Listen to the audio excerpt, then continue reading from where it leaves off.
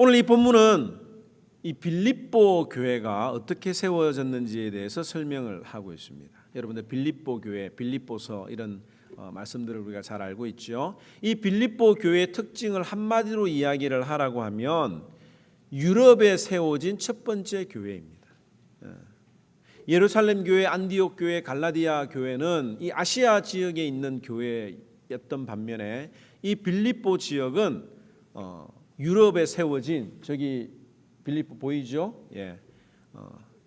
교회입니다. 또 하나는 이 빌립보 교회는 어느 교회나 다 하나님의 인도하심이 있었지만 하나님의 강권적인 인도하심이 있었던 교회가 바로 이 빌립보 교회라고 볼 수가 있습니다. 오늘 우리는 이 빌립보 교회가 세워지는 이 장면을 통해서 무엇을 얻을 수 있을까, 무엇을 배울 수 있을까 한번 마음을 열고 한번 잘 들으시기 바랍니다. 오늘의 전체적인 본문의 내용은 이렇습니다. 사도 바울이 부푼 꿈을 안고서 복음을 아시아에 전하기 위해서 디모데와 함께 제2차 전도 여행을 떠났습니다. 그런데 성령님이 그 걸음을 막으셨다고 6절에서 7절이 이야기를 하고 있습니다.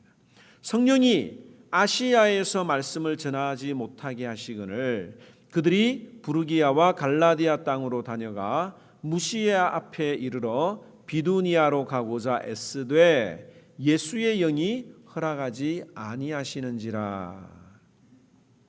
바울이 복음을 그렇게 전하기 원했던 지역은 이 아시아 지역, 소아시아 지역은 바로 오늘날 터키 남부와 터키의 동쪽이 됩니다. 바울이 왜 이곳에 아시아의 복음을 전하려고 집중을 했느냐면 자신이 이 소아시아 사람이었어요.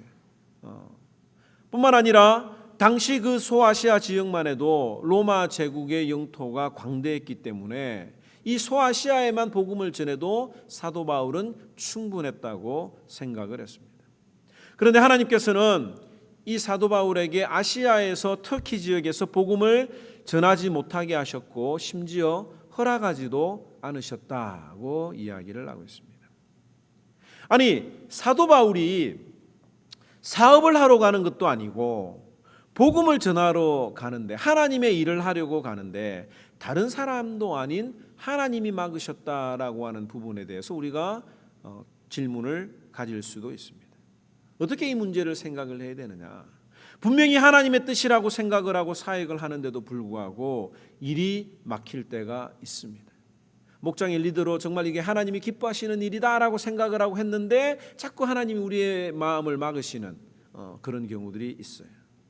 목사님들이 이 교회를 하면서 이 주의 일들을 감당할 때에 하나님이 기뻐하시는 일일 것이라고 생각을 하는데도 불구하고 막으시는 일들을 종종 볼 수가 있습니다.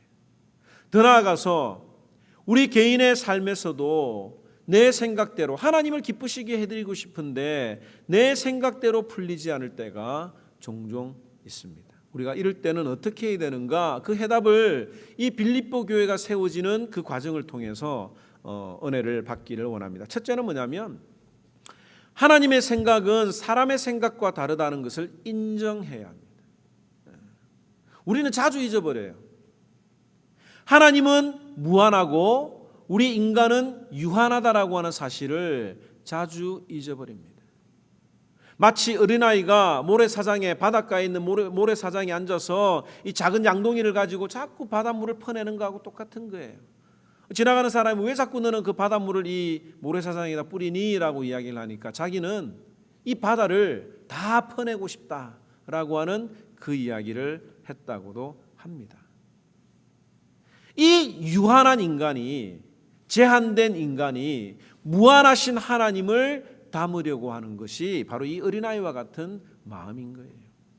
여러분들 유치원에 다니는 아이들에게 박사들의 논문을 주고 이해하라고 하는 그 유치원 아이들이 그 박사들의 논문을 이해하려고 하는 것과 같은 거예요. 기독교 신앙의 첫 출발이 뭐냐?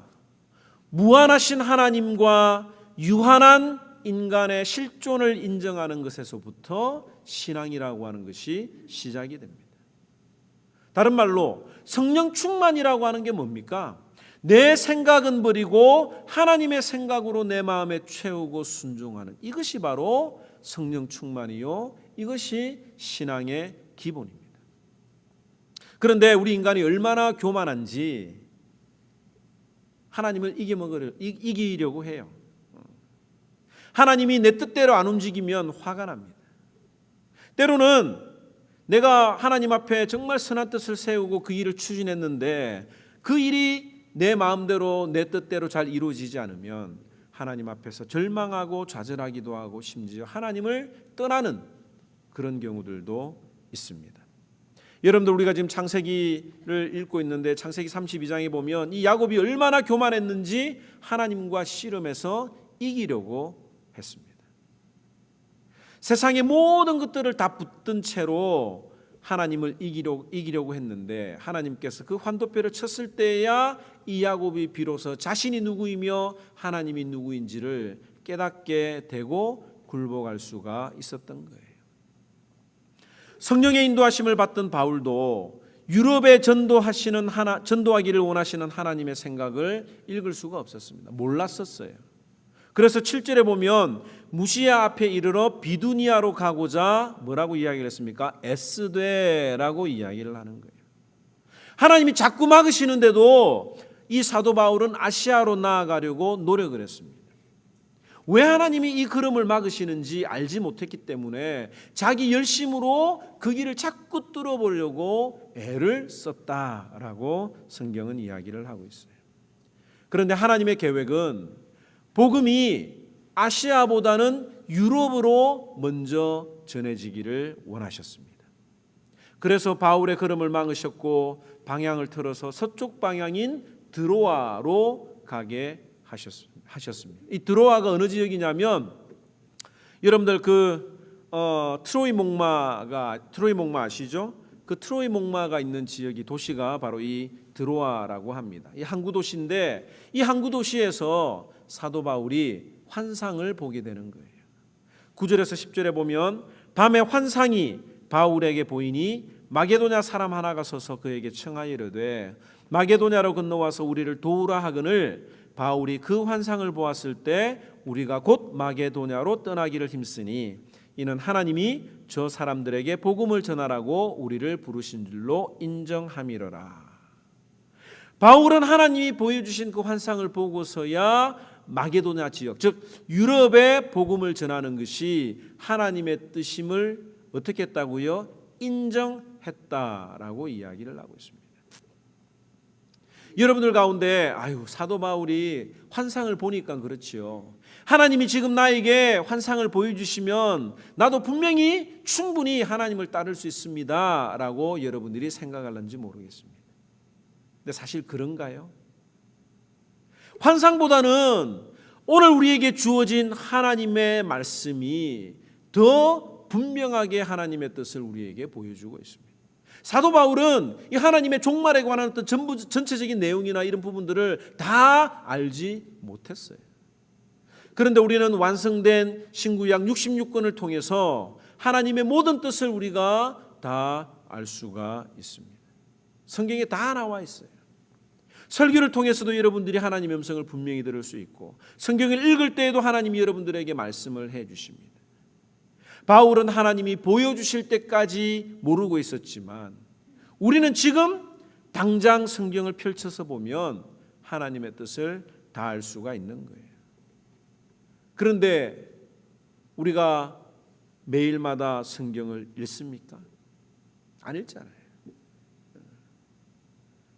매일 성경을 통해서 하나님의 뜻을 발견하지도 못하는데 왜 환상을 보여준다고 해서 그것을 보여주면 내가 믿고 따라가겠다고 생각을 하십니까? 토요일 날 새벽 기도 시간에 그 설교를 했습니다. 시편 18편에 다윗이 노년에 지었던 그 시에 대해서 이야기를 했는데 다윗이 마지막 순간에 그 하나님을 향해서 나의 힘이 되신 여호와여 내가 주를 사랑합니다라고 고백을 할 수 있었던 것은 매일매일의 삶을 통해서 그런 고백을 했기 때문에 마지막 순간에도 그런 고백을 할 수가 있었던 거예요. 하나님의 말씀을 통해서 계속 하나님의 뜻을 발견하고자 하는 사람이 환상을 통해서 이것이 하나님의 뜻이라고 발견할 수가 있는 겁니다. 우리는 어떤 일이 진행되고 계획될 때마다 하나님의 생각은 내 생각과 다르다고 하는 것을 인정을 해야 합니다. 이것을 인정하지 못하면 우리가 다음 단계로 넘어갈 수가 없는 거예요. 우리가 하나님의 이름에 합당한 영광을 돌려야 되는데 그 하나님의 이름에 합당한 영광을 돌리는 것이 무엇이냐? 하나님은 나와 다르다고 하는 것을 고백하는 것에서부터 시작이 되는 것입니다. 여러분들, 예수님이 겟세마네 동산에서 어떤 기도를 올리셨습니까? 예수님도 하나님의 뜻을 알았습니다. 그런데 죄를 담당하는 그 순환이 너무너무 괴로우셔서 기도를 하셨던 거예요. 할 수만 있으면 이 잔을 거두어 달라고 기도하셨지만 그 기도의 마지막은 무엇이었습니까? 아버지의 뜻대로, 아버지의 원대로 하시옵소서라고 기도를 하신 거예요. 예수님도 기도를 통해서 자신의 뜻 말고 아버지의 뜻에 자신의 뜻을 굴복하겠습니다라고 하는 기도를 올려드렸던 것입니다. 우리가 계획을 많이 세우죠. 하루 동안 누구를 만나고 어떤 일을 해야 될지 생각을 합니다. 또 하루가 지나면 한 주간의 계획도 세우고 한 달 계획도 세우게 됩니다. 한 달에 수입이 어느 정도 있으니까 이 돈으로 어떻게 생각해야 될지 머리를 굴리고 가계부를 쓰기도 합니다. 또 한 해의 계획을 세워보기도 하고 대학 졸업을 하면 무엇을 할지, 어떤 직장을 잡을지, 또 어떤 사람과 결혼할지에 대해서도 수많은 계획과 생각을 하게 됩니다. 그런데 여러분들이 계획했던 그 계획들 가운데 몇 퍼센트를 여러분들이 지금 이루고 살았습니까? 여러분들이 미국에 오게 된 것이, 샬롯에 오게 된 것이, 하모니 교회에 오게 된 것이 여러분들이 리서치하고 정말 이것이 하나님의 뜻이다라고 발견을 하고 왔습니까? 아니면 그냥 정말 나도 모르는 사이에 여러분들이 미국에 오고 샬롯에 오고 이 하모니 교회에 오셨습니까? 이 사람들 가운데 자신이 계획한 대로 잘 성취되는 사람들은 자신감이 넘칩니다. 세상에 두려울 게 없어요. 왜? 자기가 생각한 대로 다 이루어지기 때문에 다른 사람들을 무시하고 심지어 하나님이 필요 없다고도 이야기를 합니다. 자기 생각대로 다 이루어지니까 무서울 게 없는 거예요. 그런데 언제 사람들이 하나님 앞에 굴복을 하게 됩니까? 자기 인생을 자기 힘으로 어떻게 할 수 없음을 깨달을 때야 사람들이 겸손해지고 하나님 앞에 굴복하게 되고 하나님 앞에 엎드리게 되는 거예요.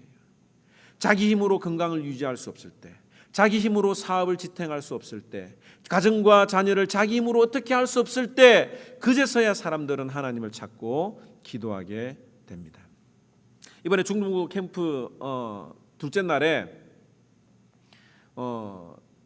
그 둘째 날 밤에 제가 한 학생을 통해서 깨달은 깨달음이 있어요.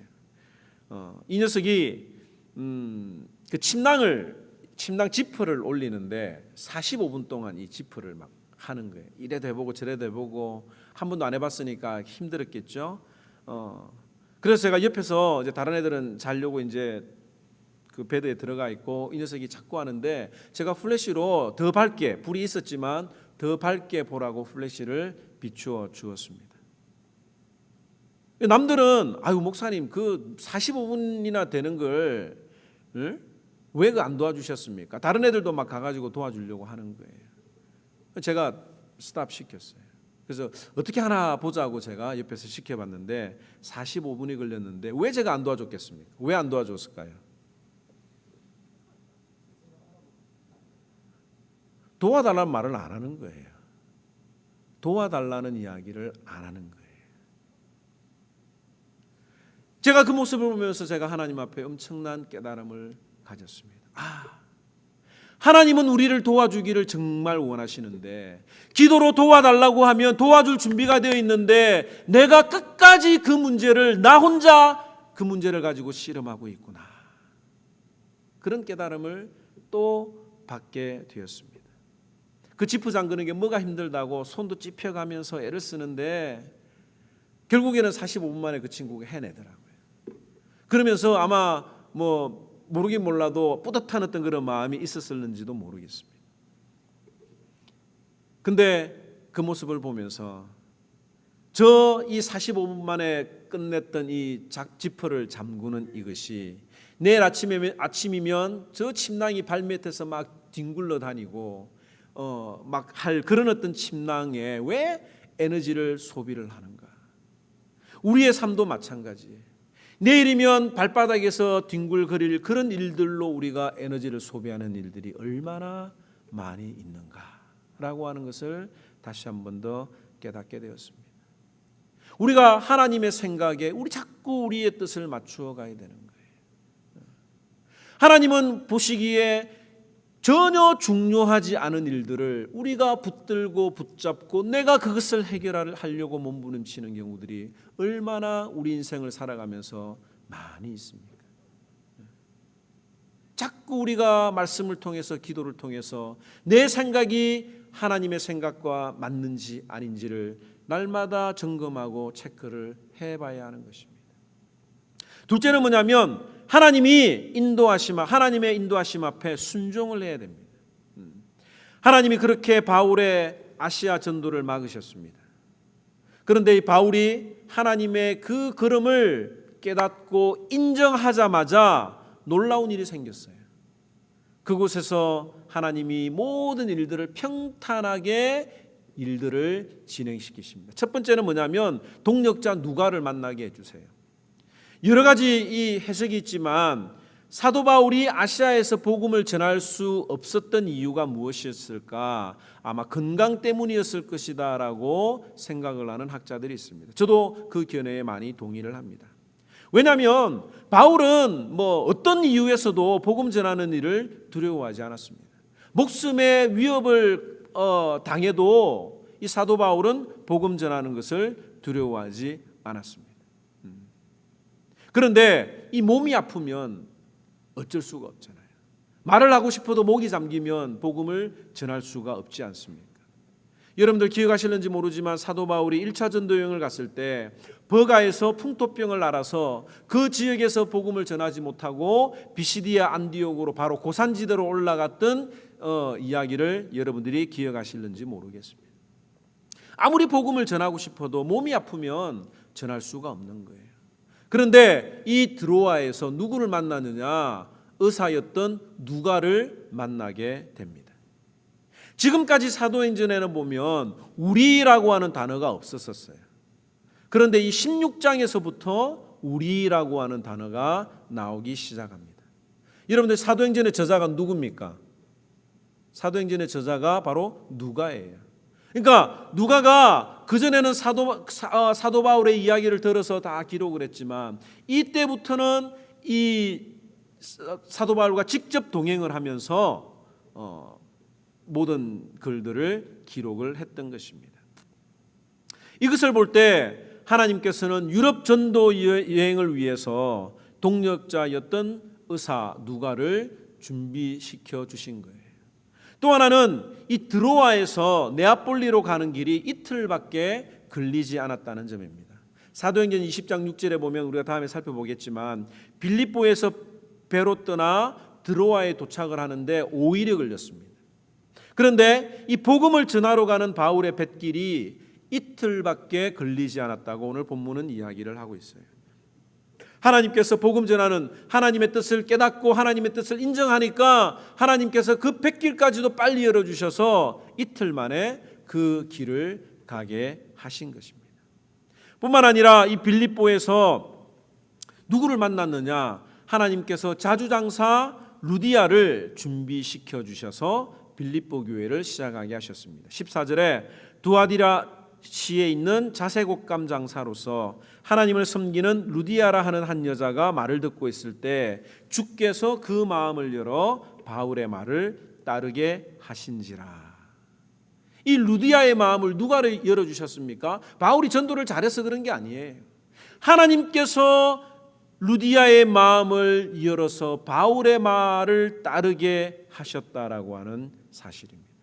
하나님께서는 이 빌립보에 교회가 세워지기를 진정으로 원하셨고 동력자도 보내주셨고 그 뱃길도 빨리 열리게 하셨고 또 루디아라고 하는 한 여자의 마음을 열어주셔서 이 여자의 마음이 열리니까 루디아의 마음이 열리니까 어떻게 됐습니까? 집도 오픈을 해서 자기 집에서 빌립보 교회가 시작되는 역사가 나타나게 되었습니다.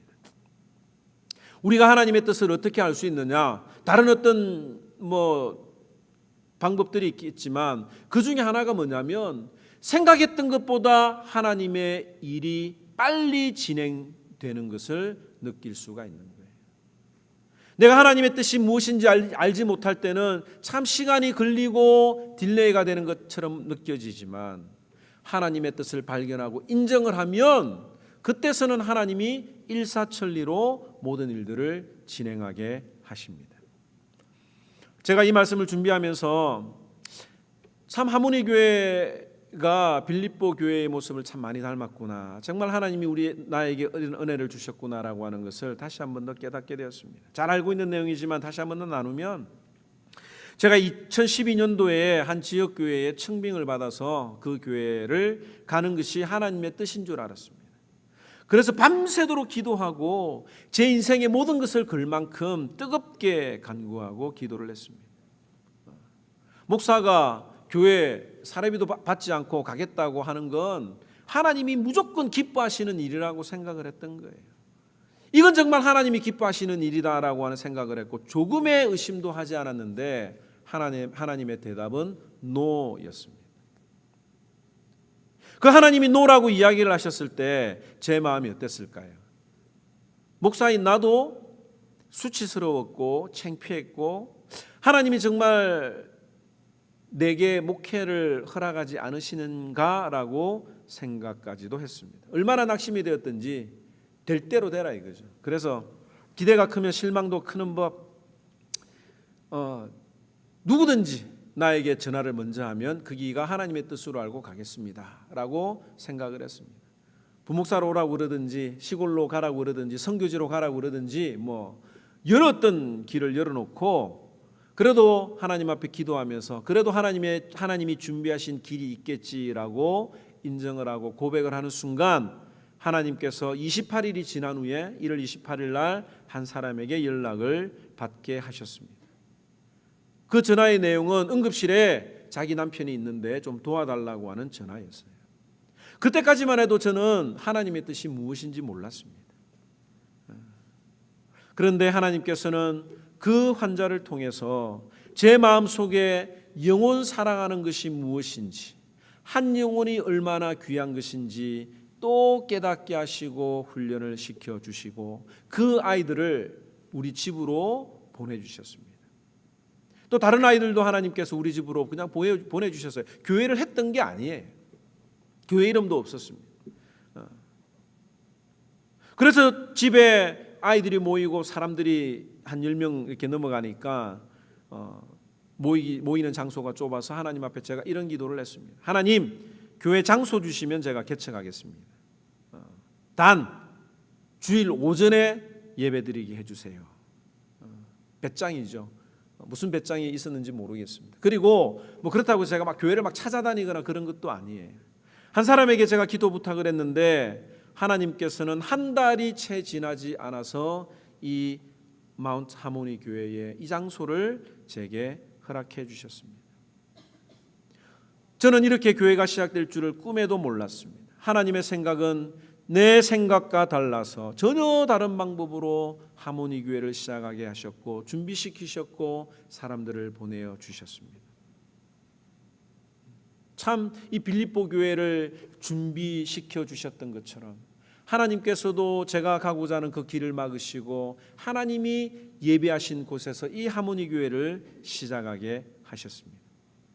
그런데 사람들이 착각하는 것 중에 하나가 뭐냐면 가게를 열면 다 장사가 잘 되는 줄 알잖아요.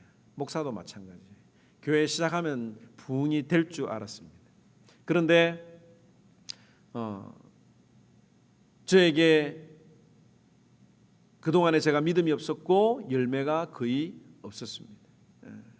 사도 바울도 마찬가지예요. 오늘 이 본문에 보면 이틀 동안 빌립보에 갔는데 수일이 걸려도 복음을 전하지 못하는 상황에 있었습니다. 12절에 보면 거기서 빌립보에 이르니 이는 마게도냐 지방의 첫 성이요 또 로마의 식민지라 이 성에서 수일을 유하다가 하나님의 뜻인 줄 알고 빌립보로 갔는데 수일 동안 거기서 복음을 전하지 못했다고 하는 거예요. 왜 그렇습니까? 유대인의 회당이 없었기 때문입니다. 그래서 어디서 어떻게 복음을 전해야 될지 모르다가 안식일에 기도할 곳을 찾으러 다니다가 성문 밖에 강가에 있는 강가에 여자들이 모여 있었는데 거기에 여자들에게 복음을 전했던 것입니다. 그리고 거기서 하나님이 예비시켜 주신 사람 루디아를 만나게 되는 거죠. 내 생각과 하나님의 생각이 다르다고 인정을 하는 사람들의 자세는 무엇이냐? 열매가 눈에 보이지 않아도 하나님의 뜻에 순종하는 것입니다. 그 하나님의 뜻에 순종을 하면 빌립보에서 큰 기적이 일어났던 것처럼 우리가 하나님의 뜻을 인정을 하고 하나님이 나와 다르다는 것을 인정을 하고 그 인정 앞에 순종함으로 우리의 열매를 드리면 하나님께서 우리에게 큰 은혜로 베풀어 주신다고 하는 것을 우리는 이 말씀을 통해서 깨달을 수가 있습니다. 오늘 이 말씀을 우리 교회뿐만 아니라 여러분들의 삶에도 한번 적용시켜 보시기 바랍니다. 여러분들 가운데 하나님하고 요즘 다투는 분들이 있습니까? 내 생각과 하나님의 생각이 달라서 조급해하는 분들이 있습니까? 야곱이 하나님과 싸워서 이길 만큼 고집스럽고 세상을 붙들었지만 환도뼈가 무너지고 나서야 하나님을 인정했던 것이 세상을 붙들고 있으면 우리가 하나님을 절대로 이길 수가 없는 거예요. 여러분들의 마음속에 하나님과 기도하는 가운데 뭔가 불안한 것이 있고 불편한 것이 있고 그 하나님이 내 인생에 자꾸 모든 것들을 막으신다고 하면 오늘 이 말씀을 통해서 내 생각은 하나님의 생각과 다르다. 하나님의 생각은 하나님의 생각을 내가 감히 다 이해할 수 없다라고 하는 것을 인정하시기 바랍니다. 그리고 매일매일 우리에게 주시는 그 말씀을 통해서 하나님이 나에게 무엇을 요구하시는지 그 말씀 앞에 순종하면 하나님이 우리들의 삶에서도 모든 것들이 평탄하게 할 뿐만 아니라 아름다운 열매를 맺게 하실 것을 믿으시기를 주님의 이름으로 축원합니다. 우리는 이 시간 찬양 부르면서 한번 기도하기를 원합니다. 우리가 신앙생활하면서 자꾸 내 뜻을 이루려고 할 때가 많이 있어요. 그런데 주님의 뜻을 이루어 주시옵소서. 내 생각이 조금만 지나면 하나님의 생각을 잊어버릴 때가 많이 있습니다. 오늘 이 말씀 통해서 주님의 뜻을 이루어 주시옵소서. 찬양하고 그 말씀 붙들고 기도하도록 하겠습니다. 주님의 뜻을 이루소서. 고요한 주의 기다림이 지금과 같은 날미를 사 주님의 정상 만드소서. 주님의 뜻을 이루소서. 주님 나라 앞에 엎드리니 나의 만성을 살피시사 눈보다 희게 하옵소서. 주님의 뜻을 이루소서. 온전히 나를 주장하사 주님과 함께 동행하는 날이 알게 하옵소서. 기도하도록 하겠습니다. 참 좋으신 하나님, 은혜와